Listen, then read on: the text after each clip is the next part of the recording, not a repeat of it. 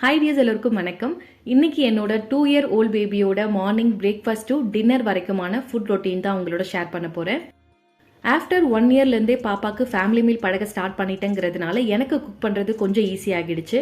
இல்லைனா குழந்தைக்கு தனியாக எங்களுக்கு தனியாக செஞ்சோம்னா ஃபுல் டே கிச்சனில் இருக்க மாதிரி இருக்கும். இன்னைக்கு மீல் பிளான் படி எங்கள் 3 பேருக்கும் ஏற்ற மாதிரி இந்த ரெசிபிஸ்லாம் தான் பிளான் பண்ணியிருக்கேன். மெயினாக வெஜிடபிள்ஸில் பூசணிக்காய், பீர்க்கங்காய், கேரட் வச்சு தான் இன்னைக்கு ஃபுல் மீலுமே இருக்கும். மார்னிங் இப்போ டைம் 6:30 ஆகுது. பாப்பாவும் எழுந்துட்டாங்க. மோஸ்ட்லி காலையில் எழுந்ததும் ஒரு சின்ன டம்ளர் அளவுக்கு பால் கொடுத்துடுவேன். அதுவுமே 7 இல்லைனா 7:30 கிட்ட எழுந்தாங்கன்னா டேரெக்டாக பிரேக்ஃபாஸ்ட்டே கொடுத்துடுவேன். ஏன்னா மில்க் குடிச்சாங்கன்னா ஃபுட் சரியாக எடுத்துக்க மாட்டாங்க. நாங்கள் பாப்பாவுக்கு மாட்டுப்பால் இன்ட்ரடியூஸ் பண்ணதுலேருந்து ஆவின் மில்க் தான் கொடுத்துட்ருக்கோம். ஸ்டார்டிங்கில் வெல்லம் கொஞ்சமாக ஆட் பண்ணி கொடுத்துட்டு இருந்தேன். இப்போ அதையும் ஸ்டாப் பண்ணிவிட்டு எந்த ஸ்வீட்னஸும் ஆட் பண்ணாமல் தான் கொடுத்துட்ருக்கேன். ஏன்னா இன்ஸ்டன்ட் லட்டு, பேன் கேக்லலாம் வெல்லம், டேட்ஸ்லாம் ஆட் பண்ணி கொடுக்குறேங்கிறதுனால மில்கில் ஆட் பண்ணுறதை ஸ்டாப் பண்ணியாச்சு.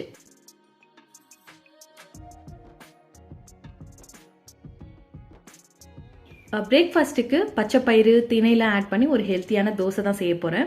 இதுக்கு நேற்று நைட்டே 1 கப் பச்சைப்பயிறு, 1 கப் திணை சேர்த்து நல்லா வாஷ் பண்ணிவிட்டு தண்ணி ஊற்றி ஓவர் நைட் சோக் பண்ணி வச்சுட்டேன். இதில் நம்ம எந்த மில்லட் வேணாலும் ரீப்ளேஸ் பண்ணி செய்யலாம்.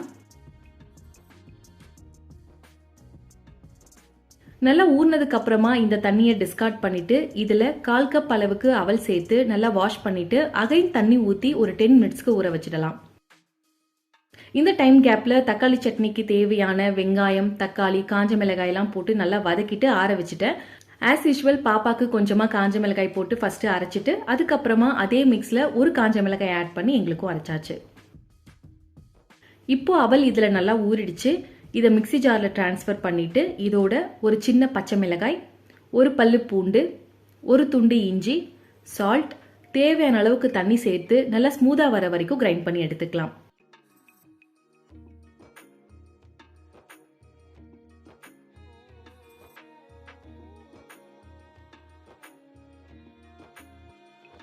பாப்பாக்கு குட்டி குட்டி தோசை ஊற்றி வச்சிருக்கேன். ஏன்னா அவங்களே எடுத்து சாப்பிட ஈஸியாக இருக்கும்னு. கிறிஸ்பியாக வேணும்னா கொஞ்சம் எக்ஸ்ட்ராவாக ஆயில் விட்டு ஒன் சைட்லேயே நல்லா ப்ரௌன் கலர் ஆகிற வரைக்கும் வேக வச்சு எடுத்துட்டா தோசை நல்லா கிறிஸ்பியாக வரும். பச்சை பயிரில் நிறைய ஹெல்த் பெனிஃபிட்ஸ் இருக்கிறதுனால அட்லீஸ்ட் மேக்ஸிமம் வாரத்துக்கு 1 நாள் இல்லை 2 நாள் ஆச்சும் குழந்தைங்களோட ஃபுட் ரொட்டீனில் இன்க்ளூட் பண்ணுறது நல்லது.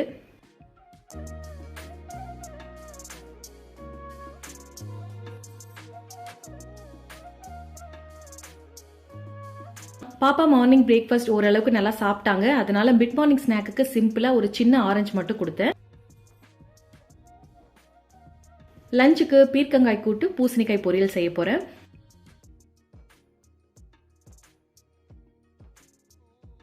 கடலைப்பருப்பு, துவரம்பருப்பு ரெண்டும் சேர்த்து நல்லா வாஷ் பண்ணிட்டு ஒரு 10 நிமிஷத்துக்கு ஊற வச்சுக்கலாம்.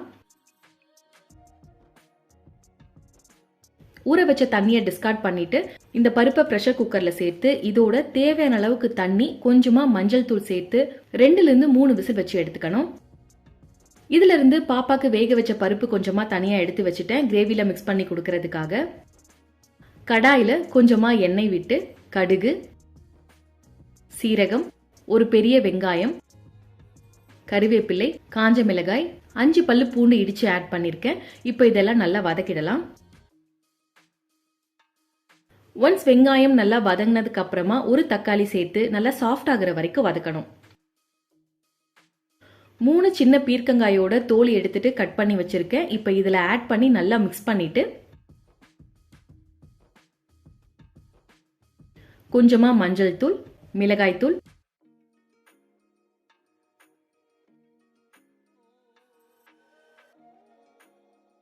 தேவையான அளவுக்கு தண்ணி, உப்பு சேர்த்து நல்லா வேக வச்சிடலாம்.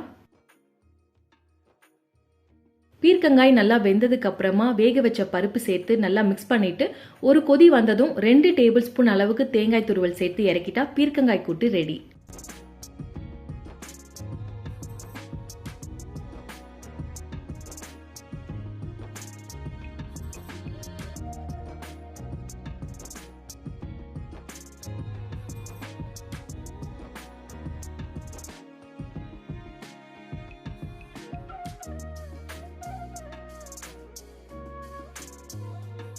பூசணிக்காய் பொரியலுக்கு கடாயில் 1 டேபிள் ஸ்பூன் ஆயில் விட்டு கடுகு, உளுந்தம்பருப்பு சேர்த்து நல்லா வதக்கணும்.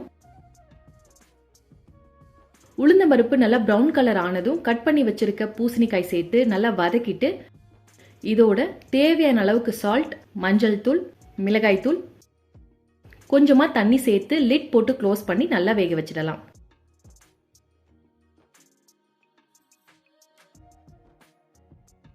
பூசணிக்காய் நல்லா வெந்ததுக்கு அப்புறமா 1 டேபிள் ஸ்பூன் வெல்லம், தேங்காய் துருவல் ஒரு 2 டேபிள் ஸ்பூன் ஆட் பண்ணி கலந்து விட்டுட்டு ஸ்டவ் ஆஃப் பண்ணிட்டா பூசணிக்காய் பொரியலும் ரெடி.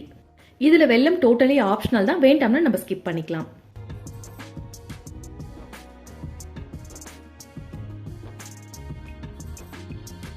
இந்த கிரேவி கொஞ்சம் காரமா தான் இருக்குங்கிறதுனால சாதத்துல கொஞ்சமா பீர்க்கங்காய் கூட்டு, இதோட வேக வச்ச பருப்பு, 1 டீஸ்பூன் நெய் சேர்த்து நல்லா மிக்ஸ் பண்ணி வச்சிருக்கேன். அப்புறம் பூசணிக்காய் பொரியல், கொஞ்சமா கர்ட்.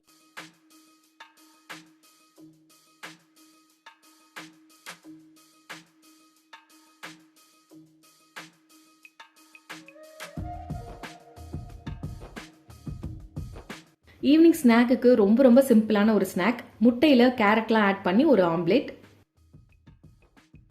பவுல்ல துருவன கேரட், கொஞ்சமா கொத்தமல்லி ஆட் பண்ணிருக்கேன். இப்போ இதுல ஒரு முட்டை, தேவையான அளவுக்கு சால்ட், பெப்பர், மஞ்சள் தூள் சேர்த்து நல்லா மிக்ஸ் பண்ணிக்கணும்.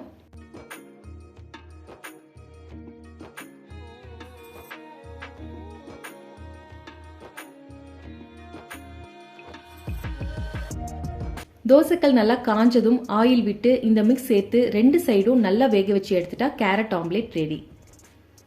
இதுல கேரட் ஆட் பண்ணி செஞ்சதுனால கொஞ்சம் ஸ்வீட்டா இருக்கும். ஸோ பாப்பாக்கு ரொம்ப பிடிக்குங்கிறதுனால சிம்பிளா இந்த ஸ்நாக்கே செஞ்சுட்டேன்.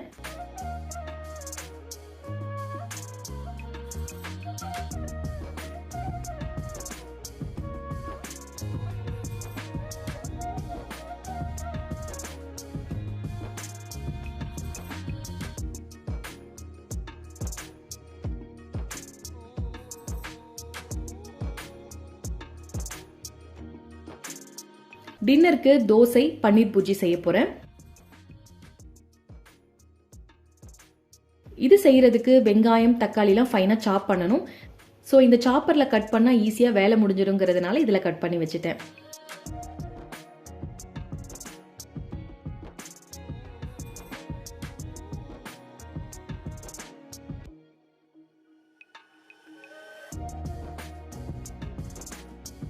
கடாயில 1 டேபிள் ஸ்பூன் ஆயில், கொஞ்சமா சோம்பு, 2 லவங்கம், 1 பிரிஞ்சி இலை, ஃபைனா சாப் பண்ண ஒரு பெரிய வெங்காயம், 1 டேபிள் ஸ்பூன் இஞ்சி பூண்டு விழுது, தேவையான அளவுக்கு சால்ட் சேர்த்து நல்லா வதக்கணும். வெங்காயம் நல்லா வதங்கினதுக்கு அப்புறமா ஃபைனா சாப் பண்ண தக்காளி சேர்த்து சாஃப்ட் ஆகுற வரைக்கும் நல்லா வதக்கணும். கொஞ்சமா மஞ்சள் தூள், மிளகாய் தூள், கஸ்தூரி மேத்தி சேர்த்து மிக்ஸ் பண்ணிட்டு கொஞ்சமா தண்ணி சேர்த்து மிளகாய் தூளோட பச்சை வாசனை போகிற வரைக்கும் வேக வைக்கணும்.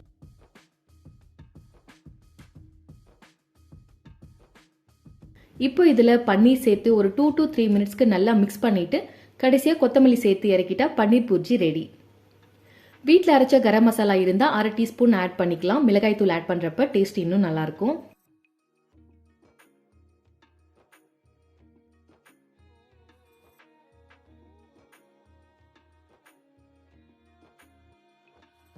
பாப்பாவோட ஃபுட் குவான்டிட்டி பொறுத்த வரைக்கும் இந்த பிளேட் ஃபுல்லாலாம் காலி பண்ண மாட்டாங்க. ஒரு நாள் நல்லா சாப்பிடுவாங்க, ஒரு நாள் சுத்தமா சாப்பிட மாட்டாங்க. பட் முடிஞ்ச அளவுக்கு ஃபோர்ஸ் பண்ணாம கொடுக்க ட்ரை பண்ணுவேன். ஏன்னா நம்ம ஒன்ஸ் ஃபோர்ஸ் பண்ண ஸ்டார்ட் பண்ணிட்டோம் அப்படின்னா சுத்தமா சாப்பிட மாட்டாங்க. அதனால ஃபோர்ஸ் பண்ணி கொடுக்கறதே கிடையாது.